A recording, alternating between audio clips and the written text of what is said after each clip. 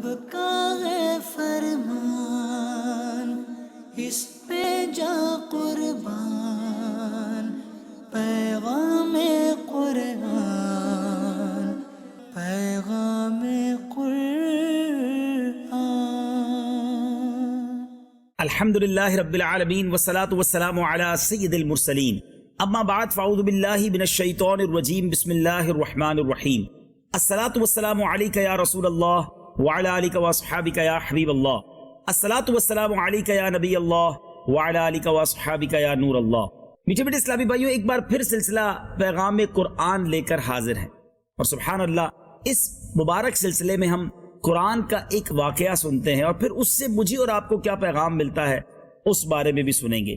آج ایک بڑا ہی عجیب و غریب واقعہ، بلکہ یوں کہیے کچھ واقعات کا تسلسل آپ کو سنانا ہے۔ ایک ایسی قوم جس نے بار بار وعدہ خلافی کی، جس نے بار بار اپنے عہد کو توڑا، کئی بار وعدہ کیا کہ اب اللہ کی نافرمانی نہیں کریں گے، مگر پھر نافرمانی کی، اللہ پر ایمان لانے کے وعدے کیے مگر پھر ایمان نہ لائے، اور ہر وعدہ خلافی پر ایک نیا عذاب، ایک نئی پنشمنٹ اس قوم کو دی گئی۔ اور یہ عجیب و غریب واقعات قرآن مجید فرقان حمید میں موجود ہیں۔ آج بات ہوگی میرے بیچ اسلامی بھائیوں فرعونیوں کی۔ یاد رہے کہ جب حضرت موسیٰ علیہ السلام کا عصا، آپ کی جو لاٹھی مبارک تھی، اژدہا بن کر، بہت بڑا سانپ بن کر آپ کی اس لاٹھی نے جادوگروں کے، جو فرعون کے جادوگر تھے، ان کے سانپوں کو نگل لیا، تو وہ جادوگر تو سجدے میں گر کر ایمان لے آئے، مگر فرعون اور اس کے چاہنے والوں، اس کو فالو کرنے والوں نے ایمان نہیں قبول کیا، بلکہ فرعون کا کفر اور سرکشی مزید بڑھ گئی، اور اس نے بنی اسرائیل کے مومنین اور حضرت موسیٰ علیہ السلام کو تکلیف پہنچانا، ان کی دل آزاری کرنے کا ایک طویل سلسلہ شروع کر دیا۔ فرعون کے مظالم سے تنگ آ کر حضرت موسیٰ علیہ السلام نے اللہ تبارک و تعالیٰ کی بارگاہ میں دعا مانگی، اور وہ دعا کیا تھی؟ آپ نے دعا کی کہ اے میرے رب، فرعون بہت ہی سرکش ہو گیا ہے اور اس کی قوم نے عہد شکنی کی ہے، وعدہ خلافی کی ہے، لہٰذا تو انہیں ایسے عذابوں میں گرفتار فرما لے جو ان کے لیے سزاوار ہوں، یعنی جس کے یہ حقدار ہوں، اور میری قوم اور بعد والوں کے لیے عبرت ہو۔ حضرت موسیٰ علیہ السلام کی دعا تو کیسے قبول ہوئی کہ اللہ تبارک و تعالیٰ نے اس قوم پر 5 عذاب بھیجے، اور ان 5 عذابوں کا تذکرہ، ان ساری پنشمنٹس کا تذکرہ قرآن مجید فرقان حمید میں موجود ہے۔ سب سے پہلے قرآن پاک کی تلاوت سنیں گے، اس کا ترجمہ سنیں گے، اور پھر اس واقعے کو آگے کنٹینیو کریں گے، تاکہ اندازہ ہو کہ رب کریم نے قرآن پاک میں کس انداز میں ہمیں بھی عبرت کا سامان عطا کیا ہے، اور اس قوم پر جو عذاب نازل ہوئے اس کے بارے میں کلام فرمایا ہے۔ چنانچہ چلتے ہیں قرآن مجید فرقان حمید کے 9ویں پارے کی طرف۔ سورہ الاعراف ہے، آیت نمبر 133 سے لے کر 136، 133 سے 136 نمبر آیت کی تلاوت سنتے ہیں اور اس کا ترجمہ سنتے ہیں۔ فَأَرْسَلْنَا عَلَيْهِمُ الطُّوفَانَ وَالْجَرَادَ وَالْقُمَّلَ وَالضَّفَادِعَ وَالدَّمَ آيَاتٍ مُفَصَّلَاتٍ فَاسْتَكْبَرُوا وَكَانُوا قَوْمًا مُجْرِمِينَ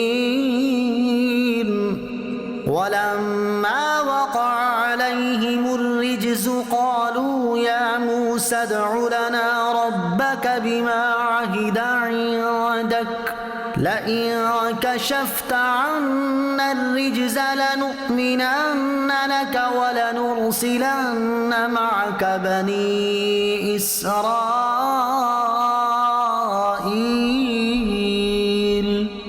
فَلَمَّا كَشَفْنَا عَنْهُمُ الرِّجْزَ إِلَى أَجَلٍ هُمْ بَالِغُوهُ إِذَا هُمْ يَنكُثُونَ فَانتَقَمْنَا مِنْهُمْ فَأَغْرَقْنَاهُمْ فِي الْيَمِّ بِأَنَّهُمْ كَذَّبُوا بِآيَاتِنَا وَكَانُوا عَنْهَا غَافِلِينَ۔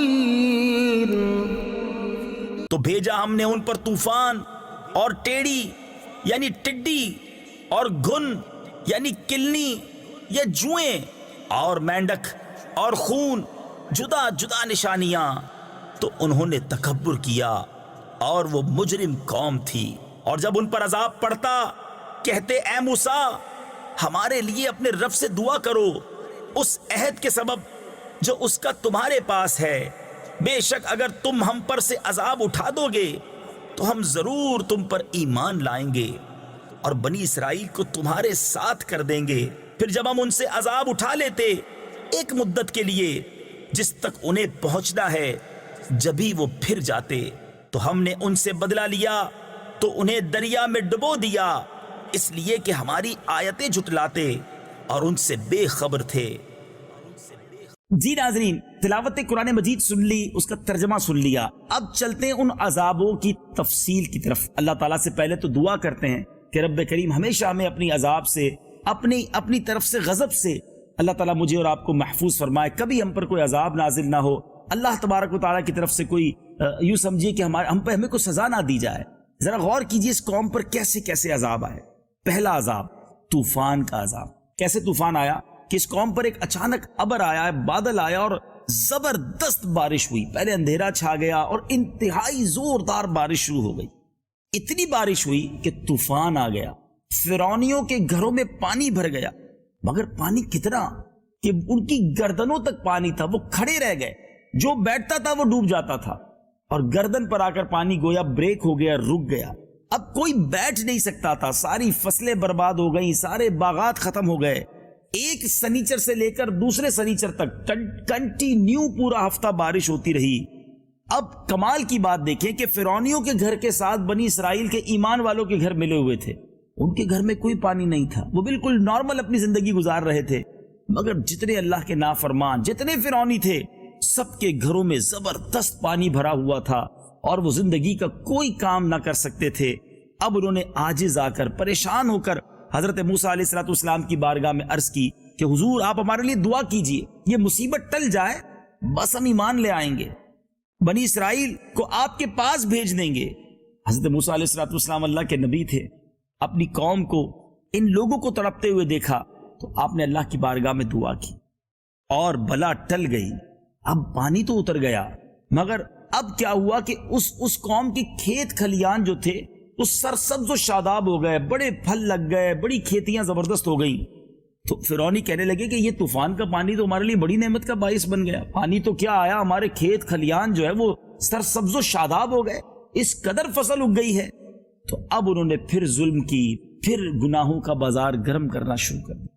ایمان نہ لائے، جو وعدہ کیا تھا، عہد کیا تھا، اس کو بھول گئے کیونکہ دوبارہ راحت مل گئی تھی، پریشانی دور ہو گئی تھی. اب کیا ہوا؟ ایک ماہ تک تو یہ قوم بڑی عافیت میں رہی، سکون سے رہی، لیکن جب پھر ان کا کفر بڑھ گیا، پھر ظلم بڑھ گیا، اللہ تبارک و تعالیٰ نے ایک دوسرا عذاب اس قوم پر بھیجا. اپنے قہر و عذاب کو کس طرح نازل کیا کہ ٹڈیوں کی فوج بھیج دی گئی. اللہ اکبر! کتنی ٹڈیاں کہ جھنڈ کے جھنڈ آ گئے، جو ان کے باغات، ان کے کھیتوں، یہاں تک کہ مکانوں کی لکڑیوں کو بھی کھا گئے. اور فرعونیوں کے گھروں میں یہ ٹڈیاں بھر گئیں، جس سے ان کا سانس لینا بھی مشکل ہو گیا. مگر بنی اسرائیل جو ایمان والے تھے، ان کے کھیت، باغ، مکان سارے محفوظ تھے، کوئی ٹڈی وہاں نہیں تھی. اللہ کی شان دیکھیں، شہر ایک ہے، محلہ ایک ہے، باغات ساتھ ساتھ ہیں، مگر ٹڈیوں نے ایمان والوں کے گھروں اور ان کے باغات کا رخ نہ کیا تھا. یہ دیکھ کر فرعونیوں کو بڑی عبرت ہو گئی، بڑے تنگ آ گئے.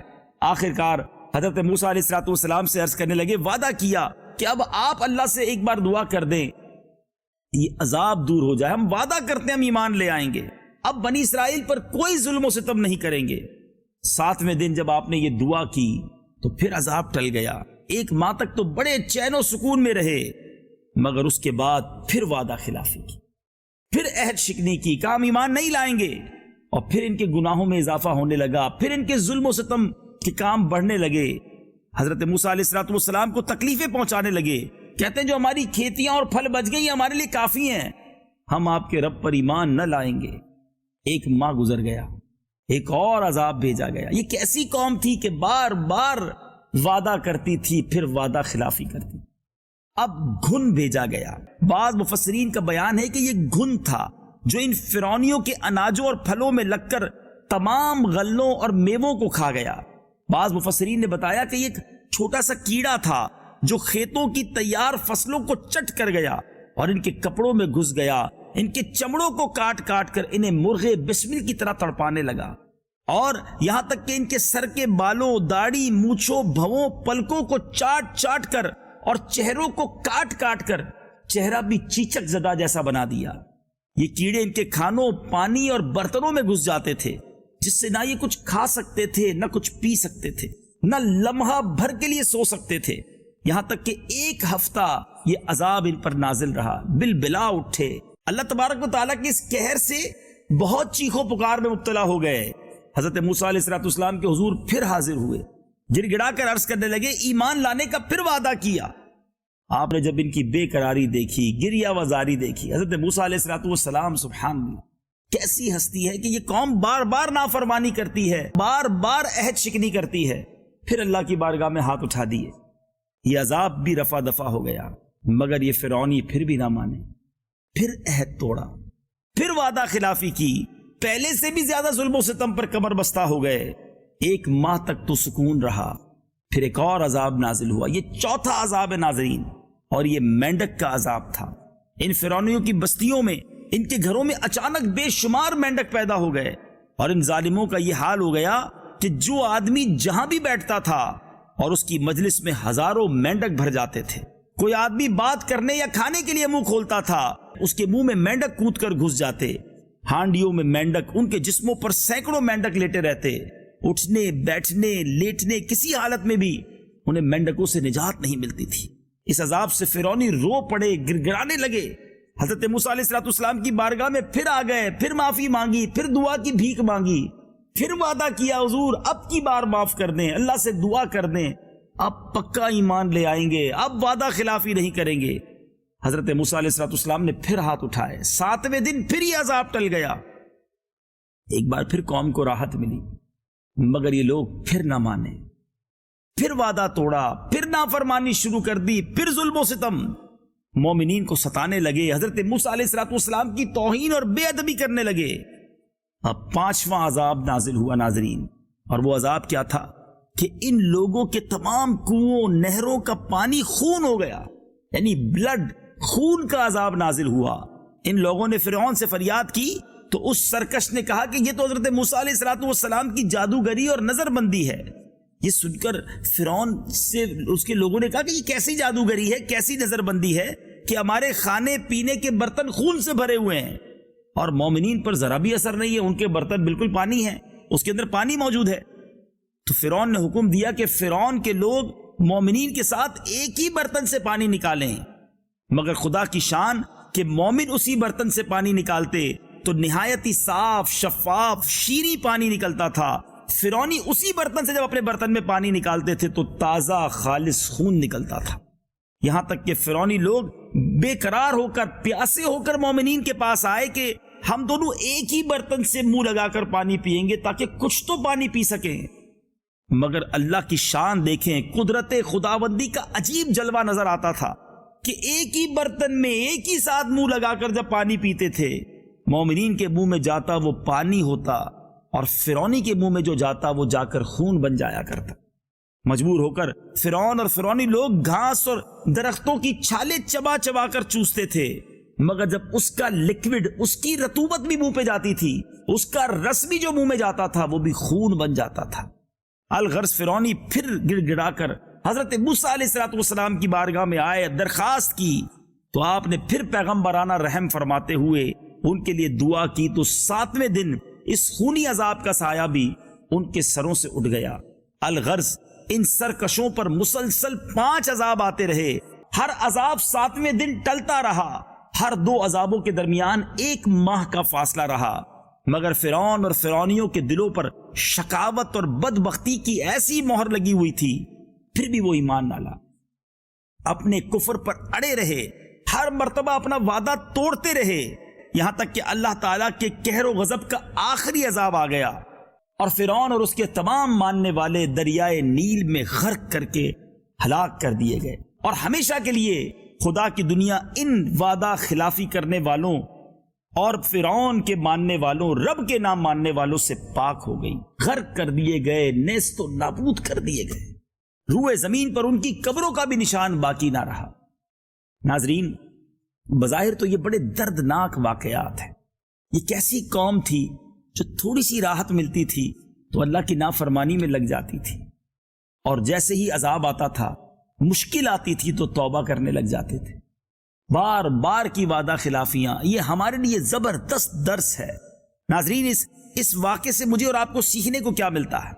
پتہ چلا کہ عہد شکنی، وعدہ خلافی اور اللہ تبارک و تعالیٰ کے نبیوں کی تکذیب اور توہین، ان کی بے ادبی، یہ ایسے جرم عظیم ہیں کہ بار بار اللہ تعالیٰ نے ان پر عذاب نازل کیا، اور بالآخر وہ دریا میں غرق کر کے دنیا سے فنا کر دیے گئے۔ لہٰذا ہر مسلمان کو وعدہ خلافی اور سرکشی اور گناہوں سے بچتے رہنا لازم ہے کہ کہیں بدعمالیوں کی نحوستوں سے ہم پر بھی قہر الہی نازل نہ ہو۔ اپنی زندگی میں ایک بات سیکھنی ہے ناظرین، کبھی وعدہ خلافی نہ کریں۔ اور ہم وعدہ خلافی کی بھی کئی قسمیں ہیں۔ ایک تو وعدہ ہم لوگوں سے کرتے ہیں، وہ بھی پورا نہیں کرتے، بلکہ ایک عجیب سا محاورہ مشہور کر دیا گیا ہے، وہ وعدہ ہی کیا جو وفا ہو جائے۔ استغفر اللہ، مسلمان ہو کر وعدہ خلافی کرے گا؟ ہمارے آقا علیہ الصلوۃ والسلام ہمیں وعدوں کی پاسداری کا درس دیتے رہے۔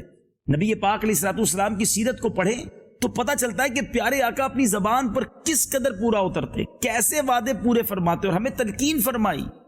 مگر آج بڑی تعداد میں مسلمان وہ ہیں جو وعدہ کرتے ہیں پورا نہیں کرتے۔ یہ اسلام کا طریقہ نہیں ہے ناظرین۔ ایک بار نبی پاک علیہ الصلوۃ والسلام ایک نوجوان سے کچھ لین دین کا معاملہ تھا، تو اس نوجوان نے نبی پاک علیہ الصلوۃ والسلام سے کہا کہ آپ یہی کھڑے رہیں، میں رقم لے کر آتا ہوں۔ پیارے آقا علیہ الصلوۃ والسلام نے فرمایا ٹھیک ہے، میں یہی تمہارا انتظار کر رہا ہوں۔ میں حدیث کا خلاصہ بیان کر رہا ہوں۔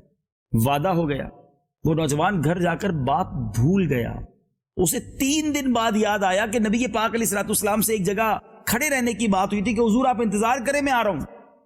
3 دن بعد جب اس جگہ پر گیا تو نبی پاک علیہ الصلوۃ والسلام وہیں جلوہ فرما ہے، وہیں انتظار کر رہے ہیں، کیونکہ وعدہ کیا تھا نا، کمٹمنٹ ہوا تھا۔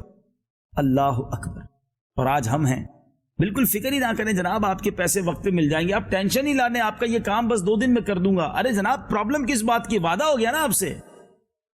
مگر آج حال یہ ہے کہ مسلمان یہ ساری باتیں کر بھی لے پھر بھی یقین نہیں آ رہا ہوتا، کیونکہ اس قدر وعدہ خلافی عام ہو گئی ہے۔ خدا را اپنی زندگی میں اس بات کو شامل کیجئے کہ زبان ہو جائے، مومن مسلمان تو زبان کا پکا ہوتا ہے۔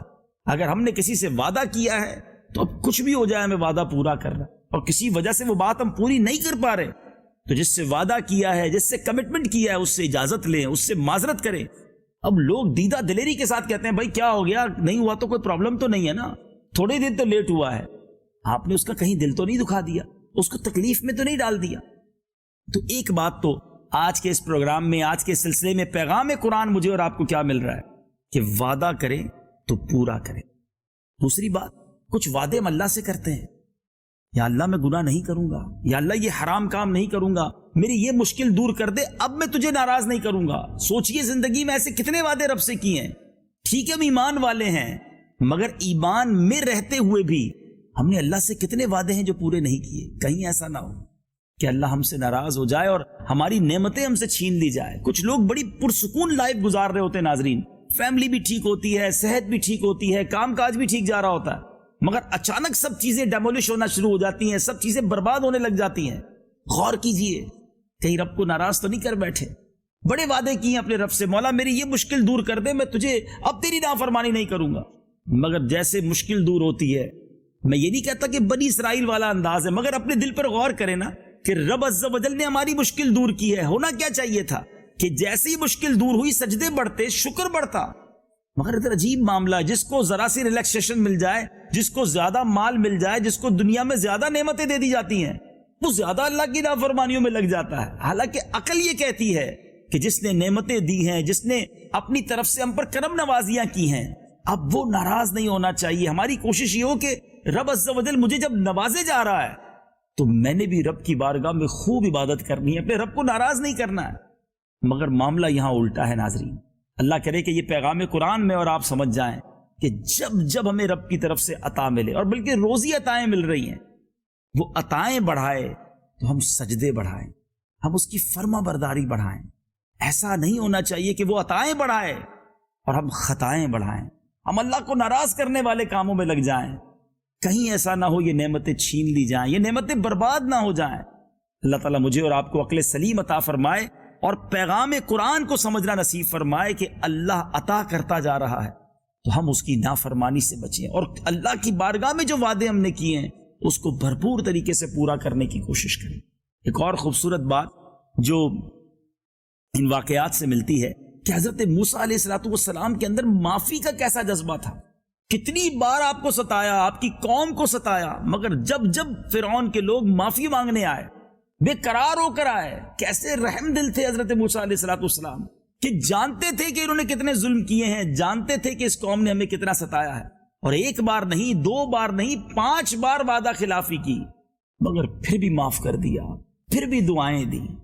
یہ بات بھی قرآن سے مجھے اور آپ کو سیکھنے کو خاص طور پہ اس واقعے سے مل رہی ہے کہ ہمارے ساتھ بعض لوگ غلط کرتے ہیں، بعض لوگ ڈیلیبریٹلی کرتے ہیں، جانتے بوجھتے کرتے ہیں، بعض لوگ غیر دانستہ طور پہ کر بیٹھتے ہیں، مگر کچھ لوگوں کا انداز یہ ہوتا ہے کہ نہیں جناب، اب میں معاف نہیں کروں گا، اب میں بتاؤں گا میں کون ہوں، مجھے تنگ کیا میں اس کو بتاؤں۔ نہیں ناظرین، اسلام اس بات کا درس نہیں دیتا، بلکہ حدیث پاک کا بڑا خوبصورت مضمون ہے، جو تم پر ظلم کرے تم اسے معاف کر دو، جو تم سے قطع تعلق کرے تم اس سے تعلق جوڑ لو۔ اللہ کرے کہ میں اور آپ ایسے ہو جائیں کہ کاٹنے والوں سے جوڑنے والے بن جائیں، ظلم کرنے والوں کو معاف کرنے والے بن جائیں، اور اے کاش برا برتاؤ کرنے والے کے ساتھ اچھا برتاؤ کرنے والے بن جائیں۔ یہ اسلام کی تعلیمات ہیں۔ تو معافی اور درگزر سے کام لیجئے۔ مسٹیکس ہو جاتی ہیں، ہمارے بھائیوں سے ہو جاتی ہیں، ہماری فیملی ممبر سے ہو جاتی ہیں، ہمارے دوستوں سے ہو جاتی ہیں، لیکن دل بڑا کر کے جو معاف کرتا ہے نا، اللہ اس کے کام بہت آسان کر دیتا ہے۔ آخر میں ایک روایت سنا کر اپنی گفتگو کو ختم کرتا ہوں کہ بڑی ڈرا دینے والی روایت ہے۔ حدیث پاک کا مضمون ہے کہ جو رحم نہیں کرتا اس پر رحم نہیں کیا جائے، اور جو معاف نہیں کرتا اسے بھی معاف نہیں کیا جائے۔ جو لوگ معاف نہیں کرتے، ریونج لینے کی، انتقام کی آگ میں جل رہے ہیں کہ نہیں جناب میں تو معاف نہیں کروں، میں بدلہ لوں گا، وہ یہ سوچ لیں کہ اگر قیامت کے دن مجھے معاف نہ کیا گیا تو میں کدھر جاؤں گا۔ جس دن یہ آپ کو فیلنگ حاصل ہو گئی کہ بس یا اللہ میں تیرے بندوں کو معاف کر رہا ہوں، اے رب کریم تو بھی مجھے معاف فرما دے، تو پھر انشاءاللہ خیر ہو جائے گی۔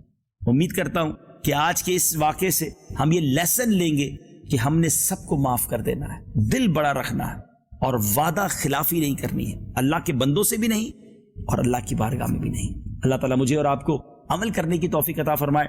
اگلے پروگرام پیغام قرآن میں ایک اور پیغام قرآن لے کر، ایک اور واقعہ قرآن لے کر حاضر ہوں گے، اور اس سے ملنے والا لیسن سمجھنے کی کوشش کریں گے۔ مدنی چینل دیکھتے رہیے۔ وقت ہوا ہے ہمارے اس خوبصورت پروگرام میں ایک بہت ہی خوبصورت سیگمنٹ کا، جس کا نام ہے تعارف قرآن۔ پیغام قرآن۔ ناظرین، آج قرآن مجید فرقان حمید کی سورہ نمل کے بارے میں جانیں گے۔ سورہ نمل قرآن پاک کے 19ویں پارے میں ہے، اور یاد رہے سورہ نمل مکہ مکرمہ میں نازل ہوئی۔ اس میں آیات، کلمات اور حروف کی تعداد کیا ہے؟ اس میں 7 رکوع ہیں، 93 آیتیں ہیں، 1317 کلمے اور 4799 حروف ہیں، 4799 حروف ہیں۔ نمل رکھنے کی، اس نمل نام رکھنے کی وجہ کیا ہے؟ نمل کا معنی ہے چونٹی، اور اس سورت کی آیت نمبر 18 میں ایک چونٹی کا واقعہ بیان کیا گیا ہے۔ اس مناسبت سے سورت کا نام سورہ نمل رکھا گیا۔ سورہ نمل میں مضامین کیا ہیں؟ اس کے اندر کون کون سے ٹاپکس ہیں؟ اس سورت کا مرکزی مضمون تو یہ ہے کہ اس میں وہ امور بیان کیے گئے ہیں جن کا تقاضا یہ ہے کہ ہر شخص اللہ تعالیٰ پر ایمان لے آئے، اسے اپنا رب اور اپنا واحد معبود مان لے، اس کے ساتھ کسی کو شریک نہ کرے، مرنے کے بعد دوبارہ زندہ کیے جانے اور حشر و نشر کی تصدیق کرے، اور قرآن پاک کو اللہ تعالیٰ کا کلام مانے۔ مزید اس میں یہ چیزیں بیان کی گئی ہیں۔ نمبر 1، اس کی ابتدا میں قرآن پاک کے اوصاف بیان کیے گئے۔ نیک اعمال کرنے والے مسلمانوں کو جنت کی بشارت دی گئی، اور آخرت کا انکار کرنے والوں کو آخرت میں سب سے بڑے نقصان اور برے عذاب کی وعید سنائی گئی۔ نمبر 2، یہ 5 واقعات اس میں بیان کیے گئے ہیں۔ 5 کون سے واقعات ہیں؟ حضرت موسیٰ علیہ السلام کا واقعہ، حضرت سلیمان علیہ السلام اور چونٹی کا واقعہ، حضرت سلیمان علیہ السلام اور ملکہ بلقیس کا واقعہ، حضرت صالح علیہ السلام کی قوم کا واقعہ، حضرت لوط علیہ السلام کی قوم کا واقعہ۔ نمبر 3، اللہ تعالیٰ کے وجود اور اس کی وحدانیت پر دلائل بیان کیے گئے کہ اس نے زمین اور آسمان اور بحر و بر کو پیدا کیا، زمین کے خزانوں سے فائدہ اٹھانے کا انسان کو الہام کیا، خشکی اور تری کے اندھیروں میں انسان کو راہ دکھائی، اسے کثیر رزق عطا کیا۔ یہ بتایا گیا کہ قیامت کی ہولناکیاں اچانک آ جائیں گی۔ نیز اللہ تعالیٰ کے علم کی وسعت اور دن اور رات کے آنے جانے سے اللہ تعالیٰ کی وحدانیت پر استدلال کیا گیا۔ نمبر 4، مرنے کے بعد دوبارہ زندہ کیے جانے اور حشر و نشر کا انکار کرنے والے مشرکین کا رد کیا گیا۔ نمبر 5، قیامات کی چند علامات بیان کی گئیں، جیسے دابۃ الارض کا نکلنا، پہاڑوں کا اڑنا اور سور میں پھونک مارے جانا وغیرہ۔ اور نمبر 6، قیامت کے دن لوگوں کی 2 اقسام اور ان کی جزا بیان کی گئی۔ سورہ نمل کتنے سارے مضامین اپنے اندر لیے ہوئے ہے، تو کیوں نہ اس سورت کی تلاوت کی جائے، اس کا ترجمہ اور تفسیر پڑھا جائے۔ ناظرین، ہم اپنے سلسلے میں ایک سورہ قرآن کا تعارف اس لیے بھی پیش کرتے ہیں کہ مزید شوق قرآن بڑھے، مزید قرآن پاک پڑھنے کا ذہن بنے۔ تو آئیے نیت کرتے ہیں انشاءاللہ روزانہ قرآن پاک پڑھیں گے، اس کو سمجھنے کی کوشش کریں گے، اور ایک شاندار طریقہ قرآن پاک کو انڈرسٹینڈ کرنے کا یہ ہے کہ ایک بہت خوبصورت تفسیر قرآن صراط الجنان اردو زبان میں بڑی آسان طریقے سے یہ کتاب موجود ہے۔ اس کو آپ انٹرنیٹ سے ڈاؤن لوڈ بھی کر سکتے ہیں اور دعوت اسلامی کے مکتبۃ المدینہ سے پرچیز بھی کر سکتے ہیں۔ اللہ تعالیٰ مجھے اور آپ کو قرآن پاک پڑھنے، اسے سمجھنے اور اس پر عمل کرنے کی توفیق عطا فرمائے۔ انشاءاللہ اگلے پروگرام میں پیغام قرآن سلسلے میں ایک اور ٹاپک لے کر حاضر ہوں گے۔ اللہ تعالیٰ مجھے اور آپ کو قرآن پاک سے سچی محبت عطا فرمائے۔ صلو علی الحبیب صلی اللہ تعالی علی محمد صلی اللہ علیہ وسلم۔ رب کا ہے فرمان، اس پہ جا قربان۔